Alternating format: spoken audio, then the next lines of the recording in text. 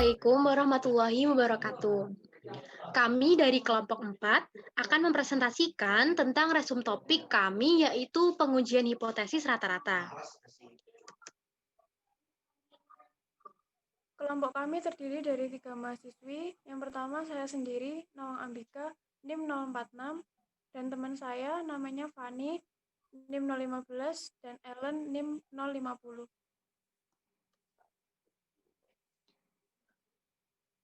Daftar isi dari resum topik pengujian hipotesis rata-rata ini terdiri dari 3 materi, yaitu 1. Pengertian hipotesis, 2. Hipotesis rata-rata. Pada materi kedua ini akan kami jelaskan terkait jenis sampel di mana akan ada 2 jumlah sampelnya, serta langkah-langkah pengujian hipotesis rata-rata ini. Dan yang ketiga, contoh studi kasus. Pada poin ketiga ini, kami akan memberikan 2 contoh studi kasus serta pembahasannya, sekaligus pada tiap sampelnya.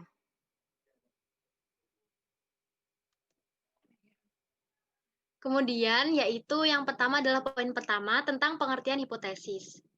Nah, perlu kita ketahui bahwa hipotesis terdiri dari 2 sumber suku kata yang berasal dari bahasa Yunani, yakni hupo yang berarti lemah atau kurang ataupun di bawah, dan juga tesis yang berarti teori, proposisi, atau pernyataan yang disajikan sebagai bukti. Sehingga hipotesis dapat diartikan sebagai pernyataan yang masih lemah kebenarannya dan perlu dibuktikan. Dan dugaan yang sifatnya itu masih sementara. Sedangkan untuk pengujian hipotesis sendiri memiliki arti sebuah prosedur yang akan menghasilkan suatu keputusan di mana bisa saja akan menolak ataupun menerima hipotesis tersebut. Kemudian ada ciri-ciri hipotesis. Dalam perumusan hipotesis yang baik dan benar haruslah memenuhi ciri-ciri sebagai berikut. Yang pertama, hipotesis harus sesuai dengan fakta dan dapat menerangkan fakta. Kemudian yang kedua, hipotesis harus dapat diuji atau testable. Hipotesis dapat diuji secara spesifik dengan menunjukkan bagaimana sih variabel-variabel penelitian itu diukur dan bagaimana juga prediksi hubungan atau pengaruh antar variabel yang dimaksud. Kemudian yang ketiga ada hipotesis. Hipotesis harus sederhana atau spesifik dan terbatas agar tidak terjadi kesalahpahaman pengertian. Kemudian selain 3 ciri-ciri ini, terdapat ciri-ciri lain yang harus dipenuhi dalam perumusan hipotesis. Yaitu yang pertama, hipotesis harus dinyatakan dalam bentuk kalimat pernyataan deklaratif.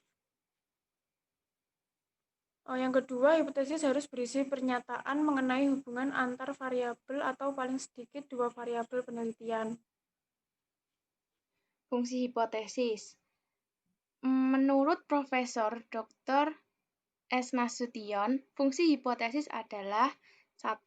Untuk menguji kebenaran teori, 2. Memberikan gagasan baru untuk mengembangkan suatu teori, dan yang ketiga, memperluas pengetahuan penelitian mengenai suatu gejala yang sedang dipelajari.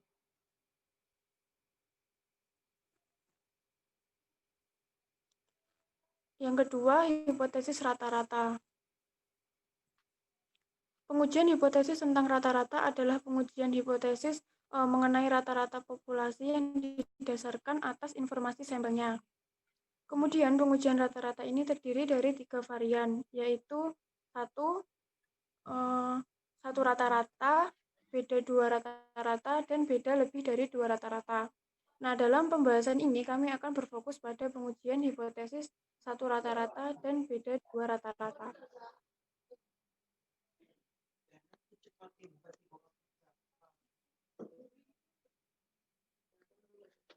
Kemudian untuk pembahasan yang pertama ini terkait pengujian hipotesis yang kami bahas adalah pengujian hipotesis untuk 1 rata-rata dengan jumlah sampel kecil dan sampel besar.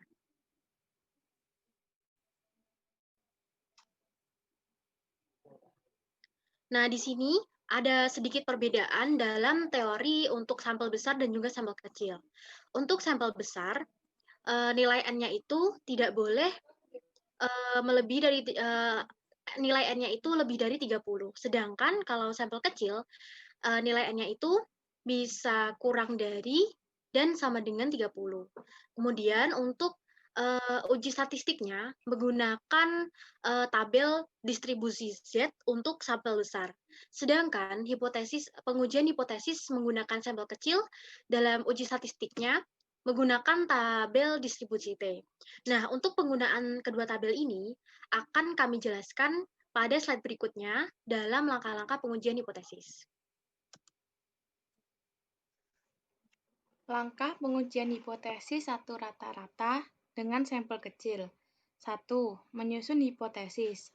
Ada 3 kemungkinan hipotesis yang bisa kita susun, yakni 1. H0 banding mu sama dengan mu0. H1 banding mu lebih dari mu0. Yang kedua, H0 banding mu sama dengan mu0. H1 banding mu kurang dari mu0. Dan yang ketiga, H0 banding mu sama dengan mu0, H1 banding mu tidak sama dengan mu0. 2. Menentukan nilai taraf nyata alfa pengujian dan nilai T-tabel. Nilai alfa dapat diketahui dari soal atau masalah yang diberikan. Jika tak disebutkan secara spesifik, biasanya merujuk pada alfa sama dengan 5% atau alfa sama dengan 0,05. Dengan nilai taraf nyata alfa sama dengan 5%, maka tingkat kepercayaan dalam pengujian statistik adalah 95% atau 1 min alfa sama dengan 0,95. Tingkat kepercayaan ini bisa diubah sesuai dengan tingkat ketelitian yang diinginkan dalam penelitian.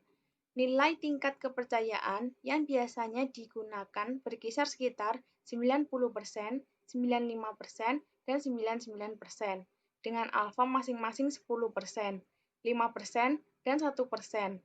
Misalkan, diberikan alfa 0,05, maka nilai T-tabel yang mungkin adalah T alfa N-1 untuk uji satu sisi, atau T alfa per 2 N-1 untuk uji dua sisi.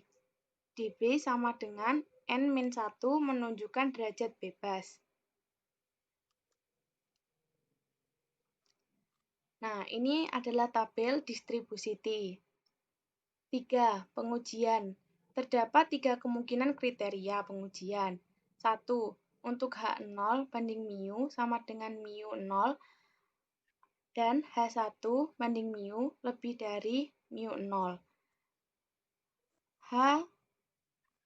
H0 diterima jika T0 kurang dari sama dengan T alfa.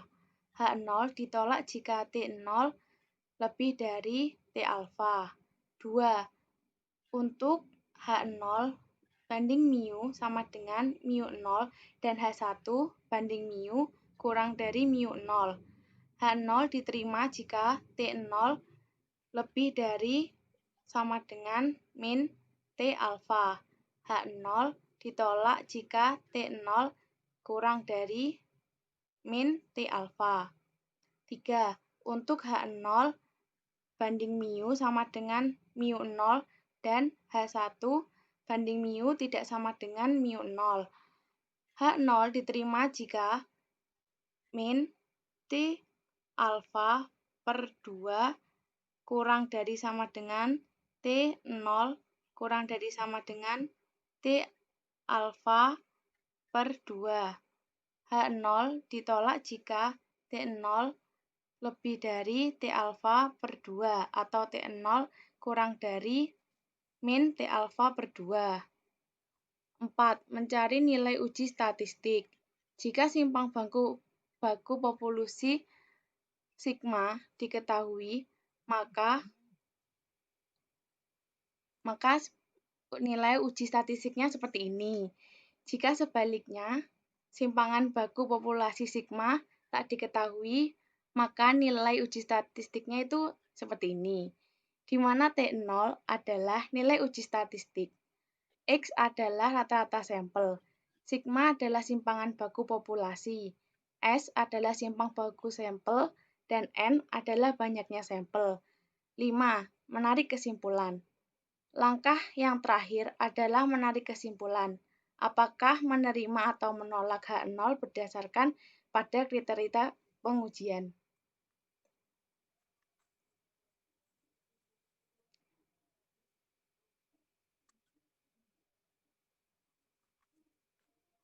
Contoh studi kasus dan pembahasan. Pada soal yang pertama, dalam suatu penelitian diperoleh sampel data 15 orang yang memiliki berat badan 67,5 kg dan simpangan bakunya 2,7. Jika digunakan taraf nyata 5%, ujilah hipotesis yang menyatakan bahwa berat badan rata-rata populasi lebih dari 68 kg. Raian N sama dengan 15, alfa sama dengan 5%, sama dengan 0,05, mu 0 sama dengan 68, X sama dengan 67,5, S sama dengan 2,7. A. Hipotesis atau uji satu arah. H0 banding mu sama dengan 68, H1 banding mu lebih dari 68. B. Taraf nyata dan nilai T tabel. A sama dengan 5% sama dengan 0,05. DB sama dengan N-1, 15 min 1 sama dengan 14. T A, N-1 sama dengan T 0,05,14 sama dengan 1,761. C. Kriteria pengujian. H0 diterima jika T0 kurang dari sama dengan T alfa sama dengan T0 kurang dari sama dengan 1,761. H0 ditolak jika T0 lebih dari T alfa sama dengan T0 lebih dari 1,761. D. Uji statistik menggunakan rumus yang ada simpangannya. Kemudian E. Kesimpulan, karena T0 kurang dari 1,761, karena hasilnya itu min 0,717, maka HO diterima. Dengan demikian, berat badan rata-rata populasi sama dengan 68 kg. Kemudian, untuk soal yang kedua, pada sampel kecil ini, yaitu dalam suatu penelitian, diperoleh sampel data 20 minimum yang memiliki berat kotor 280 ml, dengan simpangan bakunya 25. Jika digunakan taraf nyata 5%, ujilah hipotesis yang menyatakan bahwa berat kotor rata-rata populasi minimum tersebut sama dengan 285. Nah, untuk langkah-langkah penyelesaiannya, di sini N diketahui sebesar 20. Sedangkan alfanya yaitu taraf nyata 5% sama dengan 0,05 serta mu 0-nya 285, X 280 dan simpangannya 25.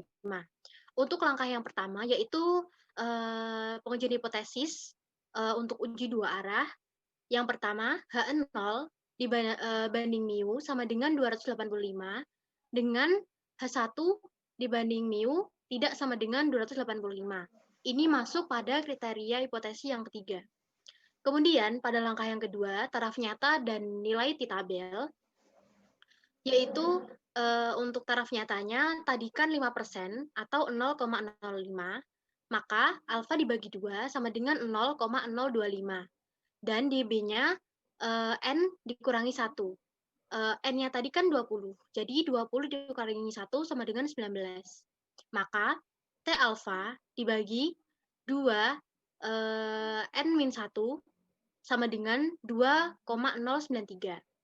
Untuk langkah yang ketiga, yaitu kriteria pengujian, di sini menggunakan kriteria yang H0 diterima jika min T 0,025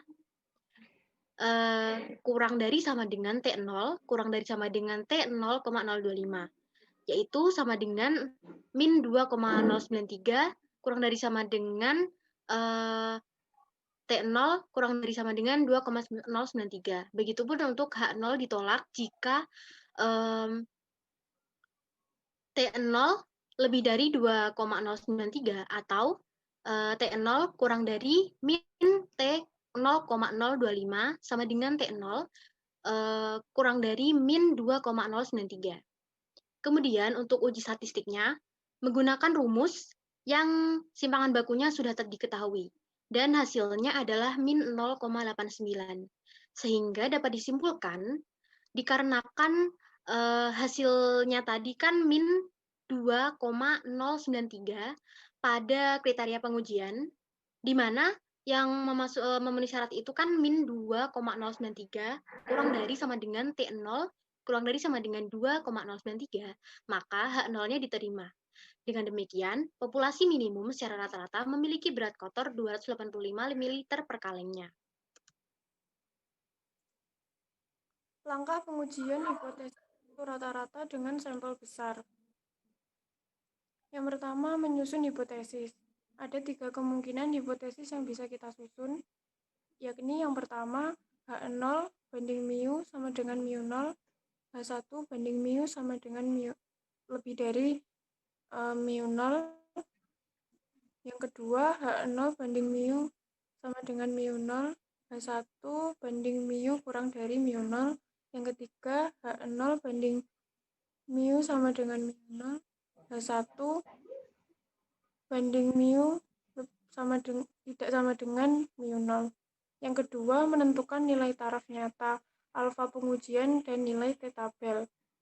Misalkan diberi alfa 0,05, maka nilai Z-tabel yang mungkin adalah Z alfa untuk uji satu sisi atau Z alfa per 2 untuk uji dua sisi. Yang ketiga, menentukan kriteria pengujian. Terdapat 3 kemungkinan kriteria pengujian, yaitu yang pertama, untuk H0 banding mu sama dengan mu0 dan H1 banding mu lebih dari mu0, H0 diterima jika Z0 kurang dari sama dengan Z alfa, H0 ditolak jika Z0 lebih dari Z alfa.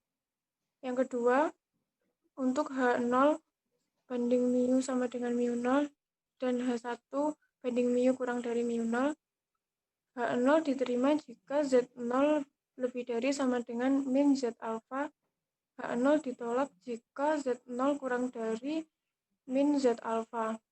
Yang ketiga, untuk H0 banding mu sama dengan mu0 dan H1 banding mu tidak sama dengan mu0. H0 diterima jika min Z alfa per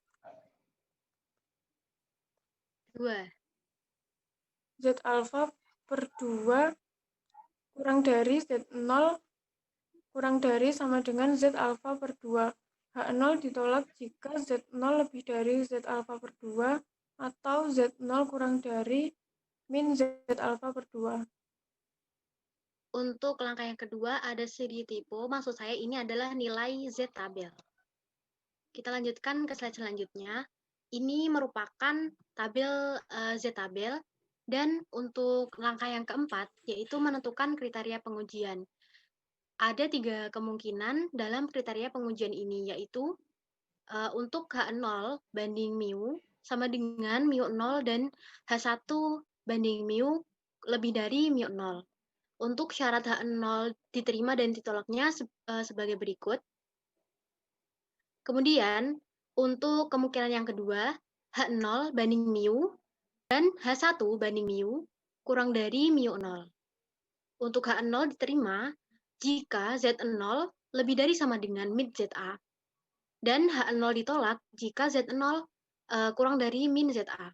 Dan untuk kemungkinan yang ketiga, H0 banding mu sama dengan mu0 dan H1 banding mu tidak sama dengan mu0.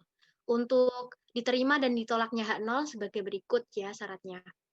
Kemudian untuk langkah yang kelima yaitu mencari nilai uji statistik, di mana ini terkait dengan simpangan baku. Jika simpangan baku populasi atau sigmanya diketahui, maka menggunakan rumus yang pertama. Sebaliknya, jika simpangan baku populasi atau sigma tidak diketahui pada soal, maka nilai uji statistiknya menggunakan rumus yang kedua. Nah, di mana Z0 adalah nilai uji statistik, X adalah rata-rata sampel, sigma adalah simpangan baku populasi, S adalah simpangan baku sampel, dan N adalah banyaknya sampel. Dan langkah yang terakhir, seperti langkah pada sampel kecil, yaitu menarik kesimpulan. Contoh studi kasus dan pembahasan. Pimpinan bagian mutu barang, pabrik, susu merek Susu Wow, ingin mengetahui apakah rata-rata berat bersih satu kaleng susu bubuk yang diproduksi dan dipasarkan masih tetap 400 gram atau sudah lebih kecil dari itu. Dari data sebelumnya, diketahui bahwa simpangan baku atau standar deviasi bersih per kaleng sama dengan 125 gram. Dari sampel 100 kaleng yang diteliti, diperoleh rata-rata berat bersih 375 gram. Dapatkah diterima bahwa berat bersih rata-rata yang dipasarkan tetap 400 gram? Ujilah dengan taraf nyata 5%.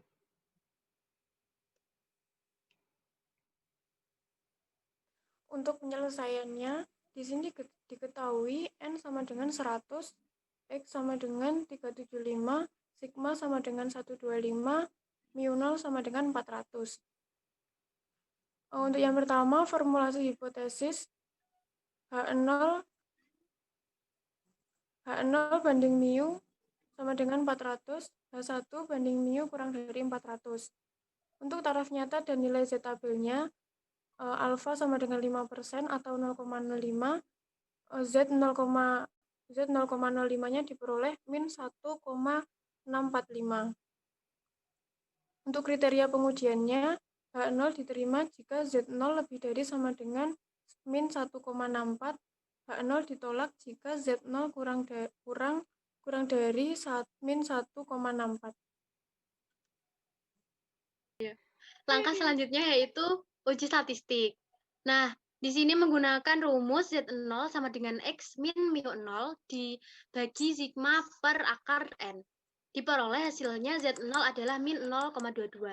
Sehingga diperoleh kesimpulan, dikarenakan Z0-nya yaitu min 0,22 lebih dari sama dengan min 1,64, maka H0-nya diterima. Sehingga berat bersih rata-rata susu bubuk merek Susu Wow per kaleng dipasarkan sama dengan 400 gram. Pembahasan 2. Pengujian hipotesis yang akan saya bahas kali ini adalah pengujian hipotesis untuk beda dua rata-rata. Untuk basic introduction-nya, dalam praktek seringkali ingin diketahui apakah ada perbedaan yang berarti dari dua rata-rata. Misalkan, apakah ada perbedaan rata-rata dari yang pertama, harga beras per kilo di pasar Impres dan pasar Suidurian. Yang kedua, gaji karyawan CU Keling, Kumang dengan Bank Kalbar. Dan yang ketiga, misalnya kecepatan mengerjakan suatu tugas bagi mahasiswa dan mahasiswi UNIF di Muhammadiyah. Slide selanjutnya. Perumusan hipotesa. 1. H0 banding mu 1 sama dengan mu 2. H1 banding mu 1 lebih dari mu 2. H0 banding mu 1 sama dengan mu 2. H1 banding mu 1 kurang dari mu 2. 3. H0 banding mu 1 sama dengan mu 2. H1 banding mu 1 tidak sama dengan mu 2.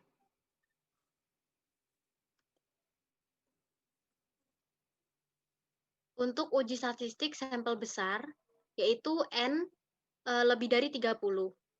Jika simpangan baku populasinya diketahui menggunakan rumus yang pertama, dan jika simpangan bakunya maksudnya belum diketahui, maka menggunakan rumus yang kedua.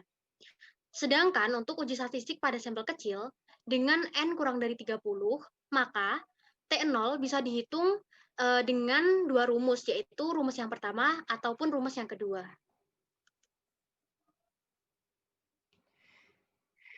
Contoh soal dan pembahasan sampel besar. Seseorang berpendapat bahwa rata-rata jam kerja buruh di Kabupaten Melawi dan Kabupaten Sintang sama dengan alternatif Melawi lebih besar daripada Sintang.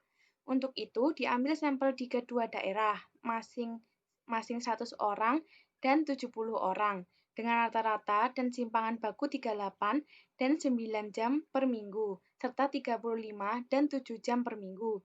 Ujilah pendapat tersebut dengan taraf nyata 5%. Penyelesaian.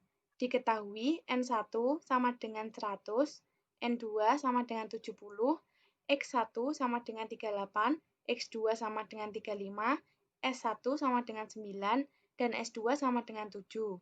Formulasi hipotesis, H0 banding mu1 sama dengan mu2, H1 banding mu1 lebih dari mu2. Untuk taraf nyata dan nilai Z-tabel, alfa sama dengan 5% sama dengan 0,05. Z 0,05 sama dengan 1,64. Untuk kriteria pengujiannya, H0 diterima jika Z0 kurang dari sama dengan 1,64. H1 ditolak jika Z0 lebih dari 1,64.